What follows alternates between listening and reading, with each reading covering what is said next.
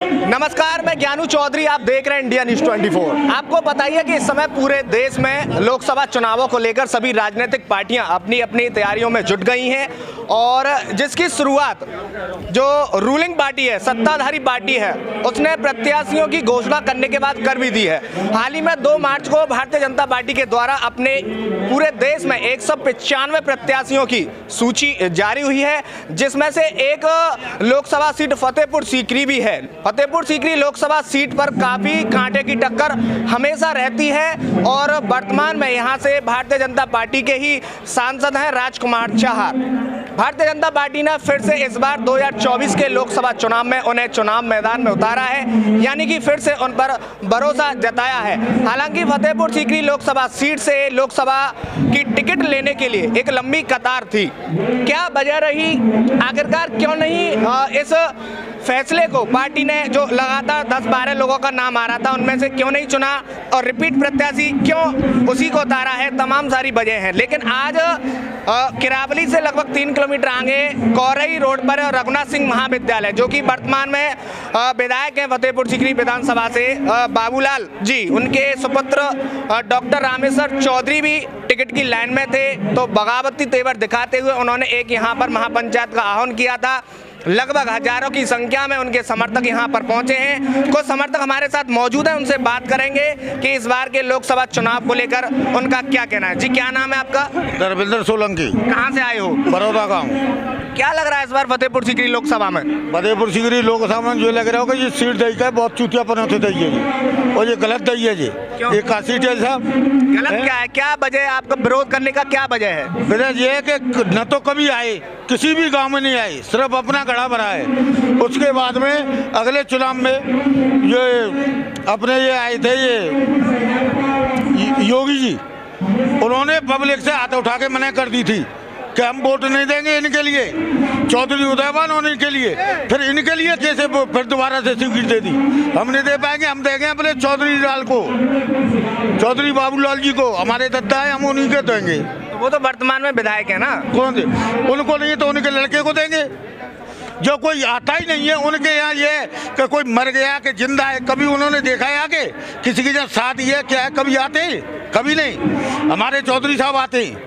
वो तो ये कहते हैं कि वर्तमान में किसान मोर्चा के राष्ट्रीय अध्यक्ष हैं, पार्टी की तरफ से तमाम सारे कार्यक्रम उनके पूरे देश में अलग अलग जगह पर लगे रहते हैं, समय नहीं है, ऐसा कहते हैं वो। अरे कहाँ माने कहाँ कार्यकर्ता दिखाया, कौन शकल देखी है बाकी? शकल तो देखी ना आती बाकी। अबे छोरा है हम बुलेट दे दे, नौआ है तो वो नौआ है, वो धनपति ये किसान का ये कहा है, हमारे तो बाबूलाल करेंगे।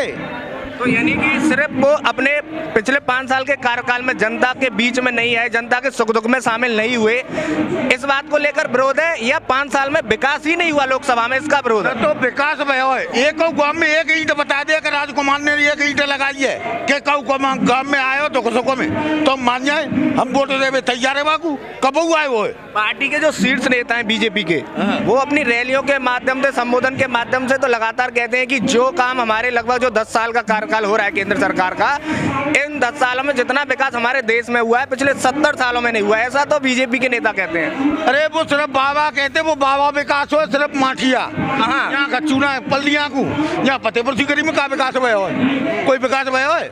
वो बाबा की मेहरबानी है तो बाबा वोट मिल ले, ने काऊ को वोट ना मिले जाटिया। अच्छा, जैसे कि सांसद का वर्तमान प्रत्याशी का विरोध कर रहे हैं, इनके अगर इनकी टिकट कटती है तो किसे टिकट मिलनी चाहिए? हमारे रामेश्वर चौधरी मिलनी चाहिए। तो क्या ऐसा मुमकिन है कि उसी घर से पहले ही विधायक है, पिताजी विधायक हैं और बेटे को लोकसभा की टिकट मिल जाएगी?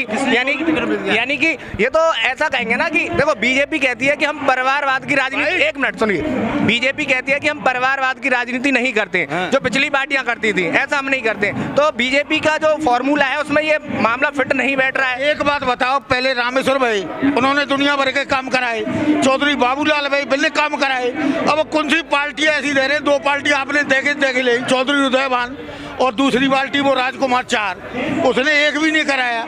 जाते तो अपना ही चौक है, मरेंगे तो अपने के गलते भंडा डाल के मरेंगे तो सर दूसरे के क्यों मरते हम। बिल्कुल आप सही कह रहे हैं। अच्छा आप ये बताइए, जैसे कि रामेश्वर चौधरी को टिकट नहीं मिली है और पार्टी अगर इनको नहीं प्रत्याशी उतारती है, रामेश्वर चौधरी को अब तो टिकट मिली नहीं, ये अब निर्दलीय मैदान में नहीं आते हैं और राजकुमार को अगर आप वोट नहीं करते हैं तो किसको वोट करेंगे? कारे चोट्टा है। अच्छा, कारे चोट्टा है दंगे, लेकिन राजकुमार को नहीं देंगे ना दंगे बिल्कुल ठोक के। तो अब जो सो सर हमारे द्वार पे ही ना आया है कब वो मन देखो ना मना देता मेरे को। आपकी आवाज काफी दूर तक जाएगी। हो सकता है कि बीजेपी के शीर्ष नेता भी इस वीडियो को देखें, उनके लिए क्या संदेश देना चाहोगे? फतेहपुर सीकरी लोकसभा सीट हमारे तो योगी जी से निवेदन हुआ भाई कि दे तो कहो भले मान से दियो, ऐसे चोट्टा मत दियो तो कबू खजू करे होना है। और योगी जी को हमने फतेहपुर सीकरी में बताया नहीं, योगी जी आए का है, योगी जी आए हमारे बुनियाटिया करावली में तो हमने हाथ ऊपर कर कह दे कि यहाँ को टिकट नहीं मिला था, कहीं गला कहीं भाई कहीं, और फिर योगी जी ने टिकट दे दी। हमने वोट देंगे अब कि योगी जी हमने यह बात क्षमा कर दे और बाकी योगी जी की हम मदद करते।